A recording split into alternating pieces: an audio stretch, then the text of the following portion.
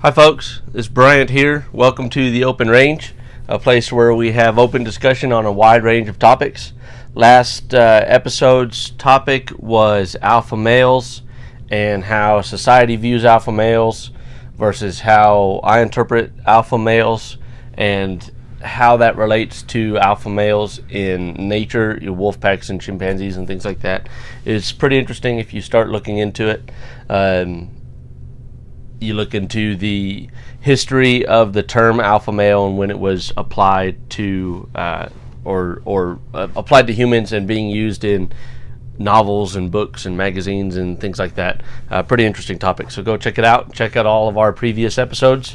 I think this is episode number 8, and today we're going to talk about something that grinds my gears, so to speak, and it happens in situations where it shouldn't happen. Sometimes it's maybe out of ignorance, and sometimes it's maybe just out of lack of knowledge, and that's fine. So let's do a little education here.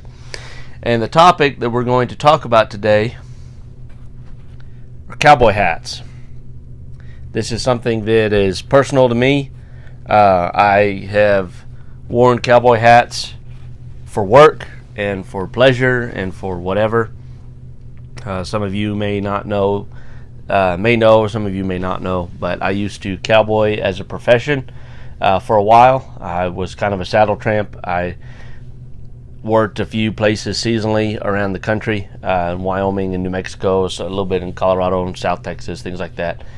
And so this article of clothing is a special. It holds special value to a lot of people as far as the history of the country and heritage and things like that, and what it stands for and what the people that wear them and use them represent, things like that. And so it irks me deeply. I'm going to try not to get too excited or out of hand here, but it irks me deeply when people wear cowboy hats backwards. They wear them backwards. And that it bothers me real bad, especially if you see it in movies or in scripted things, when there is a person who is in charge of wardrobe that should know when and how to wear a hat. So let's go over a little bit of history, and then we'll go over a little bit of etiquette, and we'll talk about the hat and how you know the front from the back and things like that, some indicators and some of the history behind those indicators and all that. So let's dive on in here. So the cowboy hat as we know it, the modern cowboy hat, was first brought out in 1865 by J.B. Stetson. That's why Stetsons are some of the most predominant hats. They've been around literally forever. It's a tool to keep the sun and the rain and the weather off your head, the light out of your eyes, things like that when you're out working outside a lot. It's also an expression of character in different crowns and different brim shapes and sizes and things like that. Materials, felt or Panama straw or other types of straw, big leaf straw, things like that. I think some of these, there's a lot of different types of materials that are being used. Beaver, and there's some rough out stuff that's being made. There's different types of pelts and felts and chinchilla and things like that, and different qualities. So the more X's you have in your hat, the higher the quality of the material being used to make the hat, and usually the more expensive the hat is going to be. Usually, so some indicators on the direction of wearing the hat. Usually your ornamentation, bows, buckles, feathers, anything like that is on the left-hand side of the hat, which you can see here is a bow on this hat. This hat is really old, by the way. I think this company went out of business in like the 60s. So this hat is at least that old, if not older, and is one of my favorites. I dig it big time. It's got a lot of character.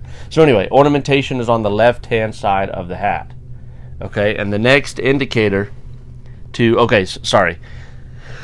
ornamentation on the left-hand side of the hat, and that is usually because most people were right-handed, and so if you're shooting or roping or things like that, having something hanging off your hat on that side may interfere with that.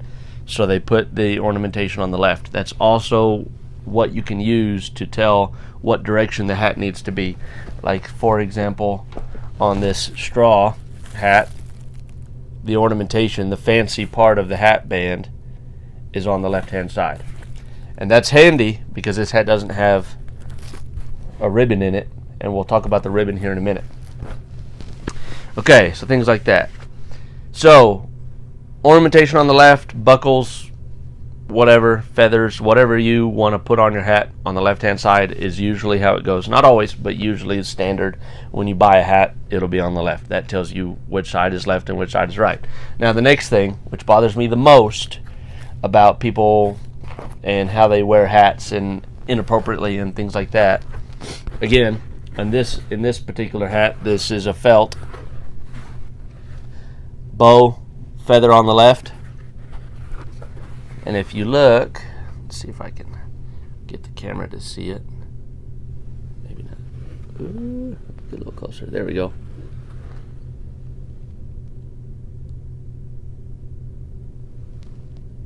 Okay, if you look right inside here, there is a ribbon. It may be easier to see on this other hat. And the ribbon, yeah, there we go. Here's the ribbon. This ribbon is, again, this company went out of business in the 60s, so this is an old hat. This ribbon here, more than just being an indicator of the rear of the hat that goes on the back of your head, people can't get that right, and it tells you how to wear it. More than that, that ribbon is there as a tribute to previous hatters. So the term Mad as a Hatter actually comes from somewhere. It means something. And the Mad Hatter in Alice in Wonderland and things like that. And the reason for that is that when they were curing the pelts to make hats, they used to use mercury. And when the mercury would seep into your skin, it would affect your brain and cause muscle spasms and twitches and things like that, causing people to think they were crazy. And they weren't crazy, they were sick. And it killed a lot of hatters. So the ribbon is put in the back in a bow to represent a skull and crossbones as a tribute to previous hatters that have passed away from making hats and being dedicated to their craft. That's pretty neat. I thought that was a pretty neat piece of information there. And it's put in the back of the hat so that you know which way is front and which way is back. Now some hats are kind of difficult to tell because of the brim shape and things like that. But most cowboy hats, if you look, will be more narrow in the front and wide in the back. So if you put this hat on backwards, you look like a fool, and it's, to some people, a little bit disrespectful, and hopefully it's because you just didn't know, but now you do. So we try to give you a little bit of education about the front of a hat and the back of a hat. That way when you wear this hat out in public, you don't look like an idiot because your cowboy hat's on backwards, especially when the hat itself tells you how to put it on. Okay, so ribbon in the back, a little bow, skull and crossbones. That's a tribute to previous hatters. Mad as a Hatter, that's where that comes from. Making hats using mercury affects your brain. Ornamentation on the hat is on the left hand side of the hat, so you know when you put the hat on the left side. Now there's a bunch of etiquette out there about how to put the hat on and take the hat off and this and that. Whatever. Higher quality hats you want to handle less because the oils on your hands will mess with the felt, especially light colored felts. Those tend to take coloration the most and oils and things off your hands and dirts, and they'll get dirty. And high dollar hats, really high dollar hats, can do that easily. The biggest things about etiquette and wearing the hat is removing it for signs of respect, being inside, sitting down to eat if you're inside and you have somewhere safe to put your hat, during the national anthem, things like that, prayer, things like that, is you remove the hat as a sign of respect. So anytime that you want to be respectful, take your hat off. How you take your hat off, that's up to you. If you grab it by the brim and the brim is soft, it may bend and flex, and that may start to misshape it, but again, that's character. If that's how you always do it, then your hat will be creased right there, and it'll look that way. This hat here is kind of like that. It has these divots here from taking it on and off by the brim, just like that. The other thing about a hat, which is a pet peeve of mine, that you see in TV and in person and on movies and things like that, is when people take their hat off. So they remove their hat and they set it down like this, right on a flat surface or something like that. I can't do it. I just can't even. So when you take your hat off, if you can't hang it somewhere on a hat rack, place it upside down on the crown. The reason for this hat is a good example, is this shape of the hat will be ruined if you set it down like this and let it sit. It'll bend the front of this hat up. The crown is supportive. It's got a lot of strength in it because of the bends that are in it. You place your hat like this, and that way your luck doesn't fall out either. So, those are a few tips. Some other pointers are not wearing felt hats in the summertime, wearing straw and things like that. The rules in Texas are a little bit different, and they're not really rules per se. You know, I mean, nobody's going to call you out on it unless you're wearing it backwards or you put it the wrong way when you set it down and it ruins the shape of the hat. You know, most of that stuff is to keep you from looking like an idiot and to keep your hat in good condition. But removing it from the crown or the brim or whatever, that's whatever you want to do. How you shape your hat, that's your style. You know, I like my brims to be shorter brims. I don't like a really wide brim. I don't like a real tall crown. I'm not a very big person, so it fits me better if the hat is a little bit smaller. It's one of the reasons why I really dig this hat. Is it's really tight in its shape, and I like it a lot. It's probably my favorite hat. But you know how you're gonna put creases in your brim and the shape you want to run. Some people curl up the backs like bronc riders and things like that, and pull the crown or the front of the brim down real far. That's all your style, and that's awesome. You know, so you can take something like this, and everyone can start out with the same hat, and by the end of the time, it'll all look different. You can see a lot of different hat shapes and styles of shaping regionally, kind of. Some of that stuff is starting to spread a little more nationally now, so it's not quite as big a deal. I guess younger generations are doing different things with their hats, but it used to be that in South Texas you'd see kind of higher brims. The brims of the hat would be folded up a little higher, a little sharper. In New Mexico you'd see a lot wider in the front. You know, at least back, I don't know, 10, 15 years ago when I was doing this kind of work, that's how you could kind of tell where people were from by seeing the shapes that they put into their hats. So that's kind of neat. And then, if you really like to party, you can get a cowboy hat visor.